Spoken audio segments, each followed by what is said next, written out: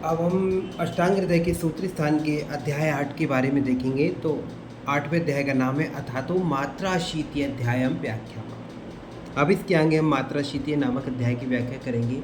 यही चरक में सूत्र स्थान के अध्याय 5वीं का भी चैप्टर का नाम है मात्राशीति अध्याय, जो चरक ने वर्णित किया है। इसमें अष्टांग हृदय में 8वें चैप्टर का नाम है मात्राशीति अध्याय।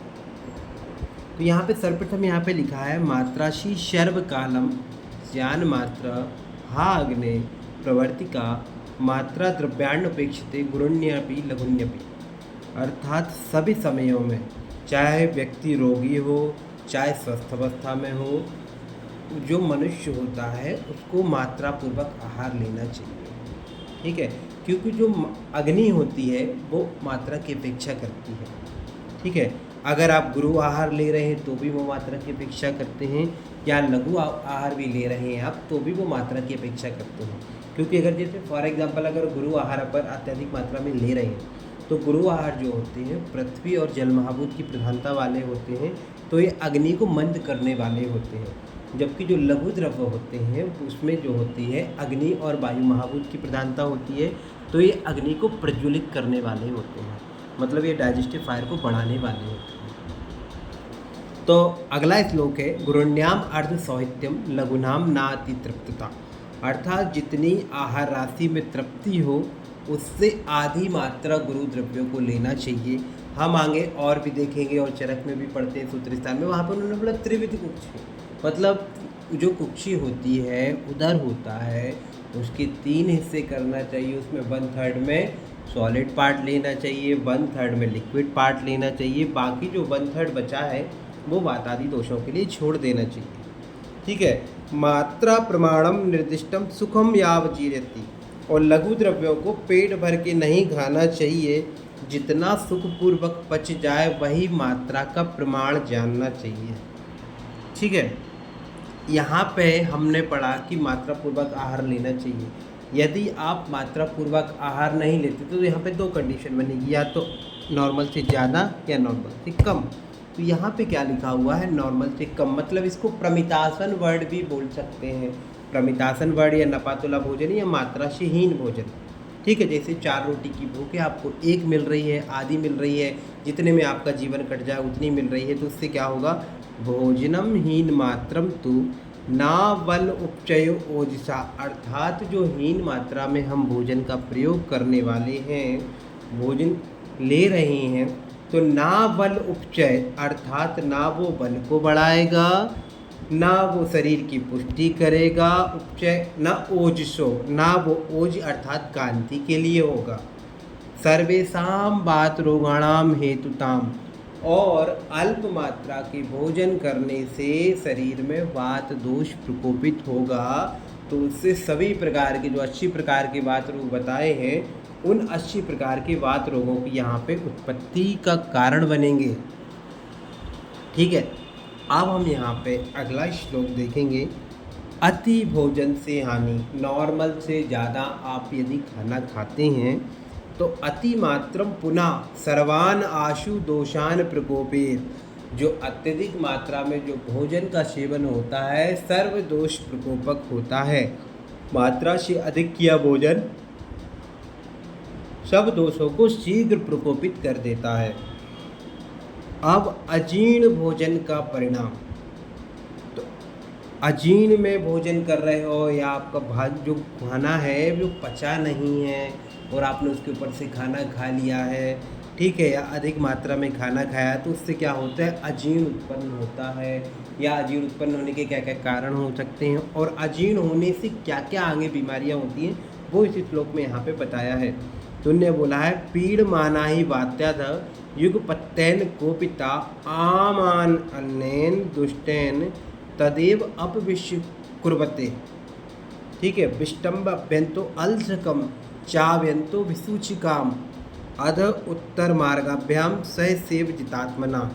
अर्थात क्योंकि मात्रा से अधिक खाने से प्रकुपित सभी दोष उसी आम अन्न से दबते हुए पुनः एक साथ कुपित होकर उस दूषित अन्न से, अर्थात नॉर्मल से अगर आप ज़्यादा खाना खाएंगे तो हमने ऊपर वाली लाइन में पढ़ा है कि अधिक मात्रा में भोजन करने से दोष प्रकोपित होंगे, और अजीर्ण अवस्था में या अत्यधिक मात्रा में आप भोजन कर रहे हो तो उससे जो आम अन्न का निर्माण हो रहा है, और अजीर्ण मात्रा में भोजन करने से जो दोष प्रकोप हो रहे हैं, तो जो प्रकोपित हुए दोष पुनः उस आम जो आहार है उसको प्रकोपित करेंगे या उसके ऊपर अपनी एक्शन करेंगे, तो उससे क्या होगा, उसको और कुपित करेंगे।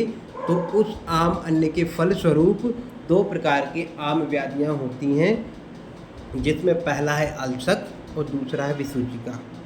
ठीक है, जब आहार अमाशय में आलसी बहुत पड़ा रहे, ना ऊपर के मार्ग से ना अधो मार्ग से बाहर निकले, और अमाशय में आलसी बहुत पड़ा रहे, तो उसको अल्सक व्याधि कहते हैं। और जब आहार या जो दोष होते हैं ऊर्ध्वमार्ग और अधोमार्ग दोनों से सूची के समान सुई चुभने की जैसी वेदना को उत्पन्न करते हुए दोनों मार्गों से बाहर निकलते हैं दोष, तो उसको विसूचिका कहते हैं। अब हम आगे देखेंगे, यहाँ पे अल्सक के लक्षण बताए हैं। प्रयाति ना ऊर्ध्वम, अर्थात ना अधस्थ आहारो ना च पच्यते, इसमें आहार ना तो मुख में बमन द्वारा, ना अधो मार्ग या गुदा मार्ग से बाहर निकलता है, और ना ही पचता है।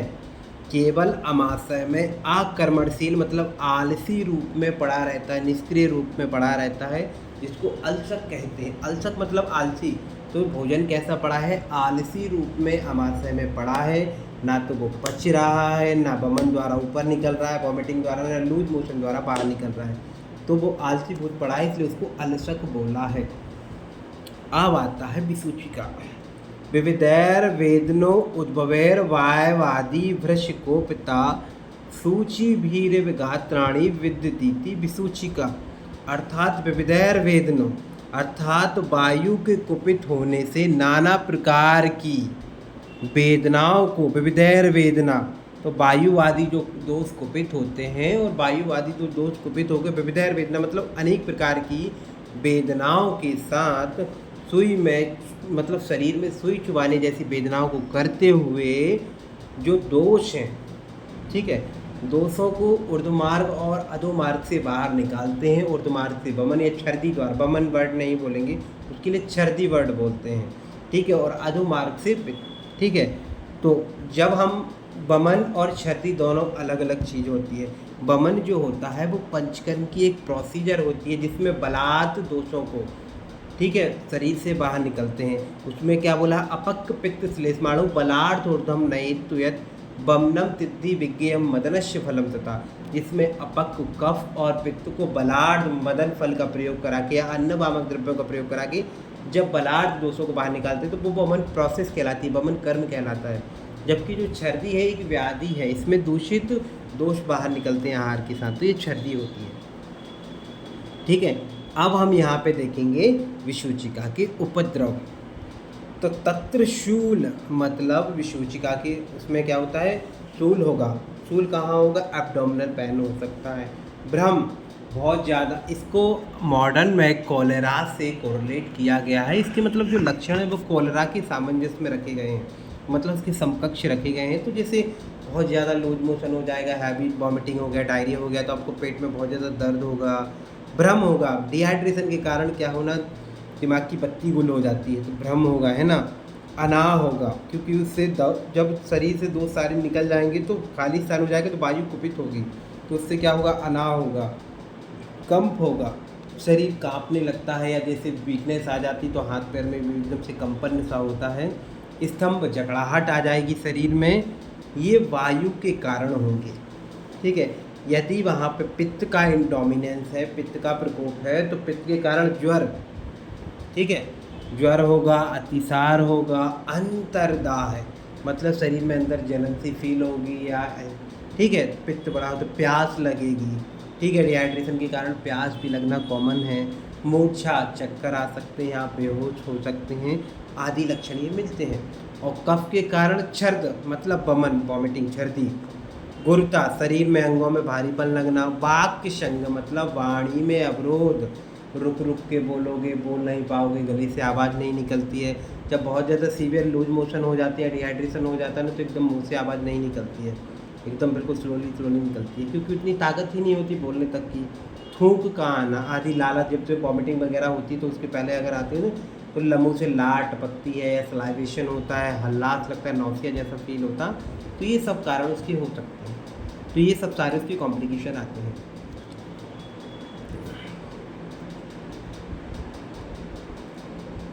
अब हम यहाँ पे देखेंगे अल्सक। तो विशेष अल्सक किन प्राणियों को होता है, मतलब किन व्यक्तियों को होता है और उसमें क्या क्या होता है। तो विशेषाद दुर्बलस्य अल्प अग्नि वेग विधारणा, विशेष रूप से दुर्बल, अल्प बहने मतलब मंदाग्नि वाले, वेग विधारण जो वायु के आदि को मतलब जो 13 प्रकार के धारणी वेग उनको वेगों को धारण करते हैं।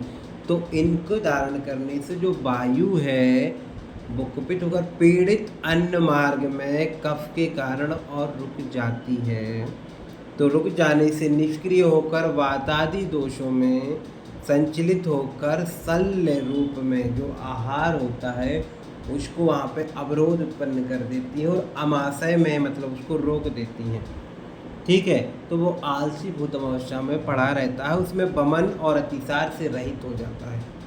ठीक है, तो उसमें जो क्या बोलते हैं उसको अल्सक बोलते हैं। तो ये हम लक्षण पहले भी पढ़ चुके हैं कि इसमें जो अमाशय में जो अल्सीभूत रहता है, ना वमन द्वारा ना विरेचन द्वारा, दोनों द्वारा दोष बाहर नहीं निकलते हैं। ठीक है, ठीक है। अब यहाँ पे देखेंगे दंड अल्सक। अत्यर्थ दुष्टास्तु दोषा दुष्टाम बद्ध खा यान्ति सत्र किंतु सर्वा दंडवत् स्तंभयति चेत दंड अलसक नाम तम त्यजेत आसु कारिणा। अर्थात अत्यर्थ दुष्टार्थ मतलब अत्यंत दूषित और दुष्ट आम अर्थात अत्यंत दूषित दोष और दूषित आम से जब स्रोतसों में अवरोध हो जाता है तो जो दोष हैं वो तिरछे होकर शरीर को दंडे की भांति स्तंभित कर देते हैं, इसलिए इसको दंड अल्सक कहते हैं। और दंड अल्सक की चिकित्सा नहीं करनी चाहिए क्योंकि ये शीघ्र मारक त्यजेत आसु कारिणम, ये शीघ्र मारक होता है। ठीक है, तो ये मारक होता है। अब यहाँ पे आता है आम विष।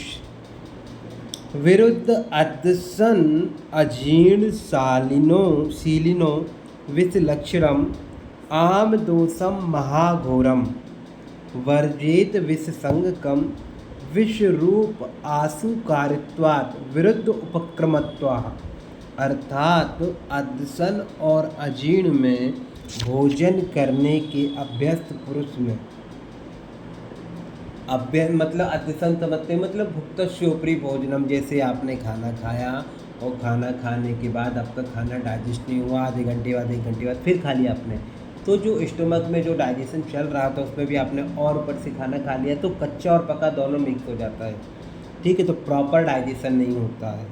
ठीक है, और अजीर्ण वही होता है। ठीक है, तो उसके कारण अजीर्ण उत्पन्न होता है। अदसन और अजीर्ण में भोजन करने से अभ्यस्त पुरुष में विष के समान लक्षण उत्पन्न और तीव्र पीड़ा कारक विष संज्ञा वाले जो आम दोष की चिकित्सा नहीं करनी चाहिए, क्योंकि आम दोष और विष ये दोनों विरुद्ध उपक्रम वाले होते हैं।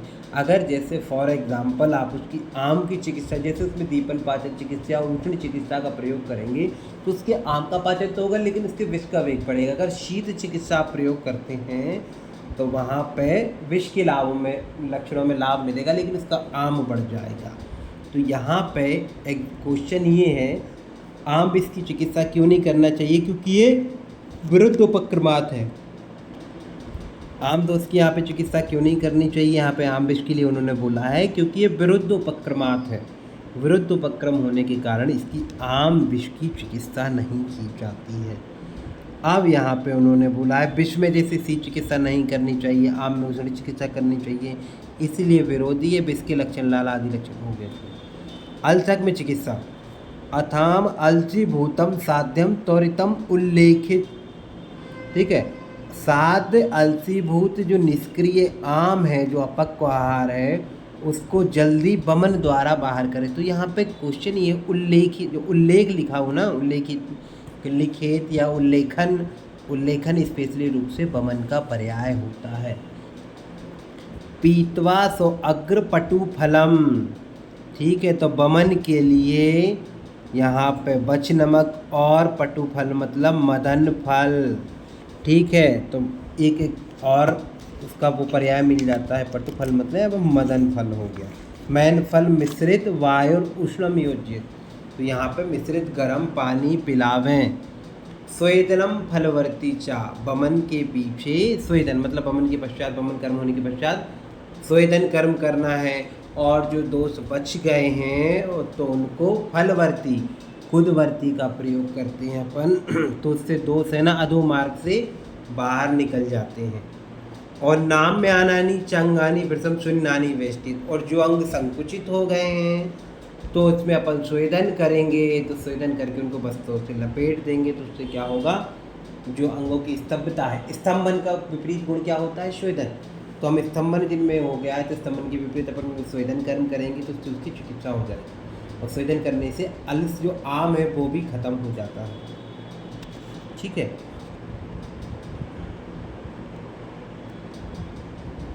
अब यहाँ पे लिखा हुआ है प्रबल विसूचिका में उपाय।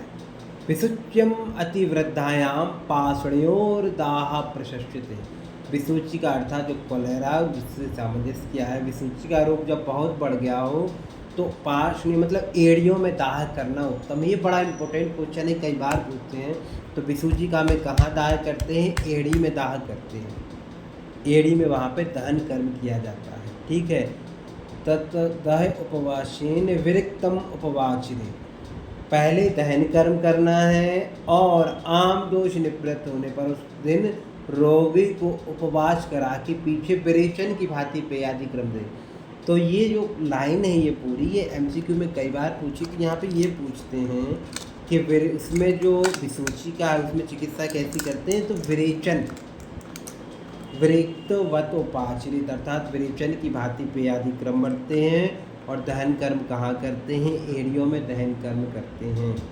ठीक है, तो विसूचिका में लंघन, विरेचन की भांति पेयादि क्रम और पार्श्वणयोर दाह मतलब एड़ियों में दाह करना, ये उसकी चिकित्सा होती है। और आगे डिटेल में यहाँ पे पढ़ेंगे तो जैसे ये क्वेश्चन पूछ सकते हैं आगे एमसीक्यू पीजी वगैरह में कि दहन कर्म करना है तो किससे दहन कर्म करने के लिए बोला, तो यहाँ नीचे लिखा है दाह के लिए पिप्पली का प्रयोग किया है। जो श्लोक में अगर लिखा हुआ है जैसे विसुच्यम अतिवृद्धयाम पाचनी देह च दाहित पिप्पल्या, मतलब जो पिप्पली होती है पाइपर लॉन्गम होती है उससे दहन कर्म करने के लिए बोला है, पिप्पली से। अब आता है अगला अजीर्ण में उपाय। वे तीव्र अर्तिरपि नान जीर्णी पिबेत सुलग्नम औषधम, अगर अजीर्ण अवस्था है उसका भोजन डाइजेस्ट ही नहीं हो रहा, अग्नि इतनी मंद हो जाती है कि वो भोजन को ही नहीं पचा पाती, अगर आप औषध का सेवन कराते हो तो वो औषध को भी डाइजेस्ट नहीं कर पाएगी, तो वो व्यक्ति के लिए मारक स्थिति बन सकती है। ठीक है, तो अजीर्ण अवस्था में औषध नहीं देना चाहिए। अतिशय पीड़ा होने पर भी अजीर्ण रोगी को शूलनाशक औषधि नहीं देना चाहिए, क्योंकि आम के कारण मंद हुई अग्नि दोष औषध और भोजन तीनों को पकाने में समर्थ नहीं होती है। अगर वो दोष औषध भोजन को ही नहीं पचा पा रही, दोषों को ही नहीं पचा रही, तो फिर वो औषध कहाँ से पचाएगी। अगर आप इसमें औषध का प्रयोग करेंगे तो इससे क्या होगा, रोगी की मृत्यु संभव है। तो इन सब व्याप्तियों में रोगी की मृत्यु संभव है, इसलिए इस अवस्था में औषधि का प्रयोग नहीं करना चाहिए, उसको सद्दा बमन करा के उसका लंघन कराना चाहिए, उसको उपवास कराना चाहिए। ठीक है, जो आम दोष है उसको सद्दा बमन करके निकाल देना चाहिए। आप हलसक में अजीर्ण में विदग्धे बमनम, ठीक है, विष्टब्धे स्वेदनम, या अजीर्ण की चिकित्सा है, आगे पढ़ोगे और डिटेल में भी देखते हैं आगे। 4 प्रकार के अजीर्ण, विष्टब्धा, विदग्धा, अजीर्ण और श्लेष्माजीर्ण। ठीक है, अब हम आज देखेंगे अजीर्ण में औषध सेवन का काल।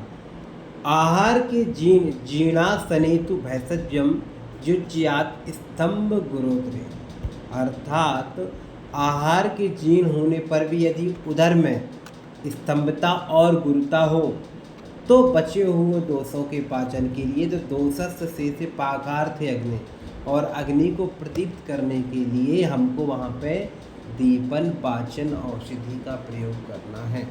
जब आहार जीर्ण हो जाए, आहार के जीर्ण होने के पश्चात भी अगर उधर में भारीपन और गुरुता लग रही है तो बचे हुए दोषों को बचाने के लिए और अग्नि को प्रदीप्त करने के लिए हमको वहाँ पे दीपन पाचन औषध का प्रयोग हम वहाँ पे कर सकते हैं। ठीक है, लेकिन वहाँ पे युक्ति को ध्यान में रखते हुए, ठीक है, कि वहाँ पे स्थिति को देखते हुए ही हम औषध का प्रयोग करते हैं। अब हम देखेंगे यहाँ पे औषध का निर्णय। शांतिर आम विकाराणाम भवति तब अवतर्पणात् त्रिविधम त्रिविधे दोषे तत्समीक्ष प्रयोज्येत। आमजन्य रोगों की शांति अवतर्पण से होती है। अवतर्पण लंघन का पर्याय है। ठीक है, तो लंघन करते हैं चतुष्प्रकारा संसुप्ति पिपासा मारुतत्व चरक ने ऐसे 10 प्रकार के लंघन भी बताए। ठीक है, तो आमजन्य रोगों की शांति कैसे अवतर्पण से होती है। त्रिविधम त्रिविधे 3 प्रकार के, जैसे मध्य अल्प मध्य और प्रभु दोषों के लिए अलग अलग बताया है कि जैसे अल्प दोष ये आगे और डिटेल में पढ़ेंगे कि जैसे दोष अल्प मात्रा में तो किस प्रकार का लंघन कराएंगे, मध्यम मात्रा में मध्यम रोगी है मध्यम बल वाला है तो क्या कराएंगे, प्रभुत मात्रा में दोष प्रभुत मतलब बलवान रोगी और बलवान रोग है तो कैसे उसका अवतर्पण चिकित्सा कराएंगे, वो आगे और डिटेल में पढ़ेंगे, उसमें बताया है। तो इस प्रकार से उनको अवतर्पण बरतना चाहिए। ठीक है, जो यहाँ पे शांति वर्ण है वो चिकित्सा का पर्याय है। ठीक है, तो आमजन रोगों की शांति अर्थात चिकित्सा। शांति कर्म क्या भैंसजम जो है शांति कर्म भी एक चिकित्सा का पर्याय है यहाँ पर। ठीक है, बताया हूँ। औषध की योग्य और यथा योग्यता। तत्र अल्पे लंघनम पथ्यम मध्ये लंघन पाचनम प्रभूते शोधनम तद्धि मूलाद मूलेनान मलान। क्योंकि यहाँ पे देखोगे तो ये याद रखना है, तत्रपे लंघनम अर्थात जब दोष थोड़े हो तो वहाँ पे तत्राल्पे लंघनम पथ्यम, तो ये एमसीक्यू में भी बन सकता है, पूछ भी सकते। तत्राल्पे डैश डैश पथ्यम, तो तत्राल्पे लंघनम पथ्यम मध्य लंघन पाचनम, मध्य अवस्था में दोष हो तो वहाँ पे लंघन पाचन का प्रयोग करना है आपको। प्रभूते अर्थात दोष अधिक मात्रा में हो तो प्रभूते शोधनम, प्रभुत मात्रा में दोष होने पर वहाँ पर शोधन कर्म का प्रयोग करना है, क्योंकि शोधन कर्म से जो दोष होते हैं वो जड़ से ऊपर मतलब निकल जाते हैं, निर्मूल समूल नाश हो जाता है।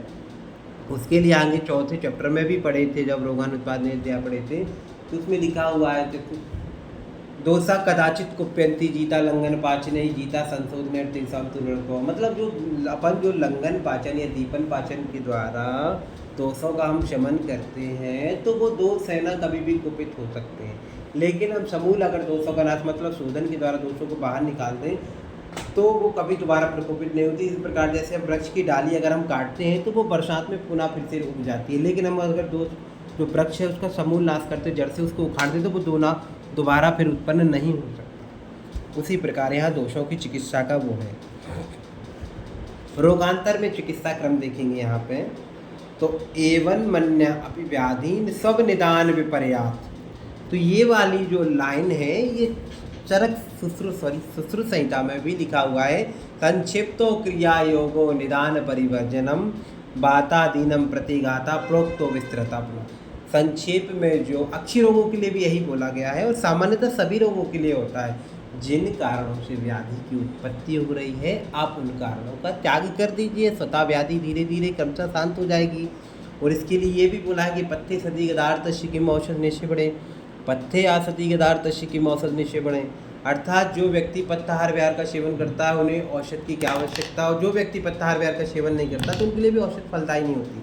यदि आप औषध ले रहे अच्छी से अच्छी लेकिन पथ्य का पालन नहीं कर रहे, आप निदानों का परिवर्तन नहीं कर रहे, परिवर्जन नहीं कर रहे, त्याग नहीं रहे, तो आपको चिकित्सा का कोई लाभ नहीं होगा।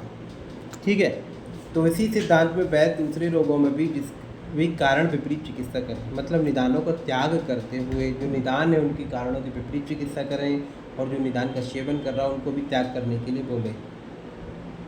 ठीक है, यदि इसमें पूर्ण समन ना हो, यथत्वा यथादम वेदो तदुज्जात विपर,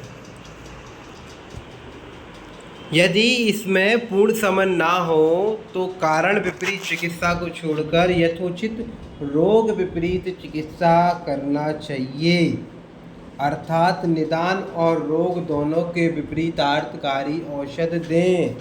ठीक है, जब हम निदान पंचक पढ़ेंगे तो वहाँ पे 18 18 प्रकार के वहाँ पे उपशयों के भेद बताए हैं। तो हम वहाँ पे पढ़ेंगे कि निदान, ठीक है, हेतु विपरीतार्थकारी, व्याधि विपरीतार्थकारी, हेतु विपरीत, व्याधि विपरीत, हेतु व्याधि विपरीत या हेतु व्याधि विपरीत अर्थकारी, ऐसे प्रकार के औषध आहार और विहार, इस प्रकार से ऐसे 18 भेद बताए और 18 के उनके एग्जाम्पल भी दिए हुए हैं। तो उस तरीके से हम पढ़ेंगे कि निदान और रोगों के विपरीतार्थकारी औषध क्या है, किस तरीके से है, तो वो थोड़ा सा और वहाँ पे डिटेल में समझेंगे तो चीज़ों को समझ में आ जाएगी। तो यहाँ पे जैसे एग्जाम्पल लिखा हुआ है, मद्यपान जनित मदात्त में मद्य पिलावें। जैसे कोई मद्य का रोगी है, उसको मदात्त हो जाता है, तो उसकी ट्रीटमेंट करने के लिए कि अल्प मात्रा में मद्य को बहुत अधिक जल मिलाकर या अल्प अल्प मात्रा में इसको सेवन कराते हैं। तो ये क्या होती है, हेतु व्याधि विपरीत उभयार्थकारी चिकित्सा, ठीक है। अतिसार में विरेचन देवें, अतिसार में विरेचन, अतिसार की जैसे चिकित्सा भी हम पढ़ते हैं तो उसमें लिखा हुआ कि प्रारंभ में जो आम दोष निकल रहे हैं तो उनको नहीं रोकना चाहिए, ठीक है। उनको और हरीकी का चूर्ण वगैरह देके विरेचन द्रव्यों का प्रयोग करा के उनको दोषों को निकाल देना चाहिए, क्योंकि अगर आम दोष रह जाते शरीर में तो दल सा गदमान आदि उत्पन्न करते हैं। अगर ये जब दोष स्वतः निकल जाते हैं तो व्याधि ऑटोमेटिक शांत हो जाती है, स्वतः शांत हो जाती है। तो अतिसार में विरेचन दे देना चाहिए। दोषों के पक जाने पर, निराम हो जाने पर और अग्नि के प्रदीप्त हो जाने पर अभ्यंग स्नेहपान वस्ती को युक्ति पूर्वक बरतना चाहिए, ठीक है। अब यहाँ से आता है अजीर्ण के प्रकार और उनके लक्षण। तो अजीर्ण के हम जब प्रकार देखेंगे, अजीर्ण के प्रकार देखेंगे तो अजीर्णम च कफम आमम तत्र सोपो अक्षिगंडयो सद्दो भुक्तम इव उद्गारा प्रशेको उत्क्लेश गौरवम। अर्थात जो पहला है आमाजीर्ण, आमाजीर्ण कफ के कारण उत्पन्न होने वाला अजीर्ण है। तो अजीर्णम च कफद आमम, मतलब कफ के कारण जो उत्पन्न होने वाला है आमाजीर्ण, उसको आमाजीर्ण कहते हैं। तो इसमें क्या क्या लिखा है, सोफो अक्षी गंडयो, अक्षी और गंड में सोफ मतलब वहाँ पे अक्षी और गंड स्थल में सूजन होती है। सद्दो भुक्तम इव उद्गारा, तुरंत भोजन किए हुए की भांति आविदग्ध, खट्टी खट्टी डकारें आना, ठीक है। लालाश्राव, प्रशीको, मुँह से लार बहना। उत्क्लेश, जी मचलाना। और गौरवम मतलब गुरुता उत्पन्न होती है, गुरुता भारी भारी लगता है। दूसरा आता है विष्टब्दा जीर्ण, वायु के कारण जो उत्पन्न होता है वो विष्टब्दा जीर्ण कहलाते हैं। तो विष्टब्दम अनिलम अनिलाच शूल विबंध आदमान साधकृत, तो वायु के कारण जो जीर्ण उत्पन्न होता है उसको विष्टब्दा जीर्ण कहते हैं। इसमें क्या है, च शूलम, शूल वातादि अवरोधों के कारण विबंध, अदमान और साधकृत मतलब शरीर में शीतलता उत्पन्न होती है। और पित्तम विदग्धम, पित्त के कारण जो उत्पन्न होता है वो विदग्धा जीर्ण कहलाता है। तो उसमें क्या है, त्रिट मतलब तृष्णा, प्यास, मोह, भ्रम, अम्ल उद्गार, खट्टी खट्टी डकारें आना, सौर वेल्चिंग, वाटर ब्रेथ, खट्टा खट्टा मुंह में पानी आता है, खट्टी खट्टी डकारें आती हैं, ठीक है। पूरे एपिगैस्ट्रिक और अपनी एपिगैस्ट्रिक रीजन में और जो ईसोफेगस होती है उसमें पूरे में जलन फील होती है। तो रिफ्लेक्स ईसोफेजाइटिस वगैरह भी इसी में आता है, ठीक है। तो GERD जो डिसीज़ पढ़ते हैं, गैस्ट्रो ईसोफेजियल रिफ्लेक्स डिसीज़, वो भी इसी में आ सकती है, ठीक है। इसी के कारण फलस्वरूप आंखें उत्पन्न होती है। तो यहीं से जब हम संप्राप्ति भी पढ़ते हैं अम्ल पित्त अन्नद्रव्यशूल परिणाम शूल की, तो यहाँ पे जो पित्त के कारण जो विदग्धा जीर्ण है, तो यहीं से संप्राप्ति पढ़ेंगे तो यहाँ से क्लियर समझ में आता है कि पित्त पहले अजीर्ण उत्पन्न, पित्त जो पित्त के कारण विदग्धा जीर्ण उत्पन्न होता है, तो इससे कैसे अम्ल पित्त उत्पन्न होता है, फिर अन्नद्रव्यशूल उत्पन्न होता है, फिर परिणाम शूल उत्पन्न होता है, वो आगे डिटेल में देखेंगे पैथोलॉजी में। अब आता है त्रिविध अजीर्ण की चिकित्सा। तो ये बड़ा हॉट टॉपिक है और याद करने के लिए बड़ा इम्पोर्टेंट है कि ये हमेशा पूछा जाता है, तो याद रखना इसको। लंघनम कार्य आमेतु, मतलब आमाजीर्ण की चिकित्सा क्या है, लंघन है। आमाजीर्ण की चिकित्सा क्या है, लंघन है। विष्टब्दे स्वेदनम, विष्टब्दा जीर्ण की चिकित्सा क्या है, स्वेदन कर्म। विष्टब्दा जीर्ण की चिकित्सा क्या है, स्वेदन कर्म। विदग्धे बमनम, विदग्धे बमनम, विदग्धे मतलब विदग्धा जीर्ण जो पित्त के कारण उत्पन्न हो रहा है, इसकी चिकित्सा क्या है, बमन। आमाजीर्ण की लंघन, विष्टब्दा जीर्ण की स्वेदन, विदग्धा जीर्ण की बमन।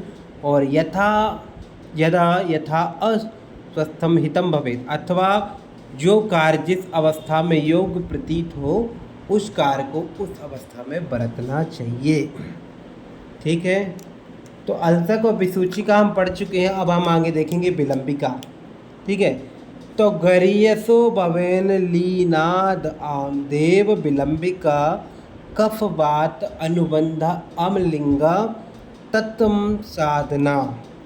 अतिशय रूप से लीन मतलब जो स्रोतसों में जो चिपके हुए दोष होते हैं उनको लीन दोष बोलते हैं। अतिशय रूप से लीन दोष, चिपके हुए दोष, आम दोष से भी कफ और वायु लक्षणों के साथ आमाजीर्ण के लक्षणों वाली विलंबिका होती है। इसकी चिकित्सा भी आमाजीर्ण के समान है। विलंबिका में जो दोष होते हैं वो लीन दोष होते हैं। लीन दोष क्या होते हैं? वो स्रोतसों में चिपके हुए होते हैं। हम पढ़ेंगे लीन दोष क्या होते हैं। तो इसके लिए भी आगे बड़ा अच्छा एग्जाम्पल दिया हुआ है कि जिस प्रकार हम कच्चे फल से अगर जूस निकालना चाहें तो उसी प्रकार वो फल नष्ट हो जाता है। अगर हम पके हुए फल से जूस निकालें तो वो सावधानी अच्छे से उसको मतलब फल भी नष्ट नहीं होता और उसका जूस भी निकल जाता है। उसी प्रकार अगर जैसे शरीर में लीन दोष रहते हैं और अगर हम उनका शोधन करना चाहें तो उससे शरीर नष्ट हो जाता है। तो इसलिए वहाँ पे उन्होंने बोला कि आमाजीर्ण की समान रूप से चिकित्सा करनी चाहिए और इसको आगे डिटेल में बताया है इन्होंने आगे, और जब आएगा तो हम देखेंगे।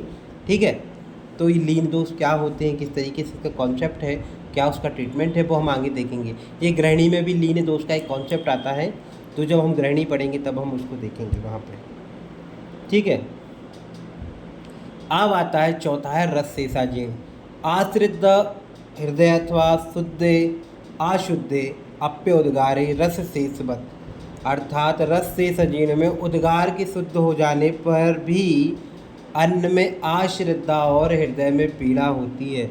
जैसे हमने खाना खाया, खाना हमारा डाइजेस्ट हो गया, लेकिन उद्गार भी शुद्ध हो जाती, लेकिन हमको हृदय में थोड़ा थोड़ा भारी लगता है, हमारा खाना खाने का मन नहीं होता। मतलब वहाँ पे अन्न में अश्रद्धा है और हृदय में थोड़ी सी पीड़ा महसूस होती है। मतलब व्यथा हृदय में वैसी पीड़ा नहीं, मतलब हमारा खाना खाने का मन नहीं होता है। ठीक है, तो इस प्रकार की अवस्था में क्या करना चाहिए, इसके लिए बोला है दिवास्वप्न। रस शेषाजीर्ण में क्या बोला है? दिवास्वप्न बोला है। ठीक है, बिना भोजन किए दिन में सोना उत्तम होता है। तो रस शेषाजीर्ण की चिकित्सा क्या है? दिवास्वप्न बताई है। सभी अजीर्णों में बिना भोजन किए दिन में थोड़ी देर सोना चाहिए और भूख लगने पर थोड़ा और हल्का भोजन करना चाहिए। तो आगे अन्य आचार्यों ने बोला है तो कितना सोना चाहिए? तो उन्होंने बोला है 1 मुहूर्त तक दिन में स्वप्न करना चाहिए, वो भी बिना खाए पिए। ठीक है, या किसी आचार्य ने बोला है कि जैसे आप रात्रि में 4 घंटे जगे हो तो आप 2 घंटे सोइए। किसी आचार्य ने बोला कि 1 पहर तक सोना चाहिए, उससे ज़्यादा नहीं सोना चाहिए। ठीक है, बाकी और अब हम आगे देखेंगे। अगर आपको कोई डाउट हो तो आप कमेंट बॉक्स में लिखें। ठीक है, थैंक यू।